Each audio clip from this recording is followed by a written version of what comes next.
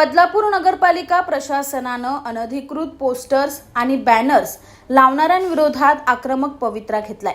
शहराचं विद्रुपीकरण थांबवण्यासाठी पालिका प्रशासनाकडून मोहीम हाती घेतली जाणार असून शहरात अवैध बॅनर्स आणि पोस्टर्स लावणाऱ्यांविरोधात थेट गुन्हे दाखल करण्यात येणार असल्याची माहिती बदलापूर नगरपालिकेचे मुख्याधिकारी मारुती गायकवाड यांनी दिली आहे।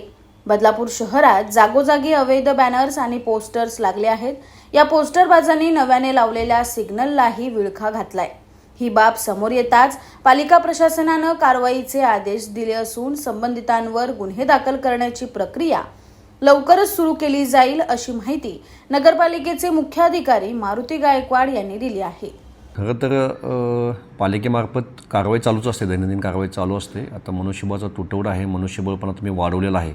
20 लोक नवीन माझ्या अतिक्रमण टीममध्ये आम्ही कॉन्ट्रॅक्ट बेसवरती घेतो आहे आणि सर्वोच्च न्यायालयाच्या निर्देशाप्रमाणे कारवाई करून उद्यापासून म्हणा किंवा 2 दिवसापासून आम्ही 100% गुन्हे दाखल करण्यास चालू करणार आहोत। आणि माझी आपल्याला विनंती आहे की आपल्या माध्यमातून पण हा संदेश सर्व लोकांपर्यंत पोहोचला पाहिजे की इथून पुढे अनधिकृत पोस्टर बॅनर जे लावतील त्यांच्यावरती नगरपालिकेमार्फत निश्चितपणे गुन्हे दाखल केल्याची दक्षता घेण्यात येईल।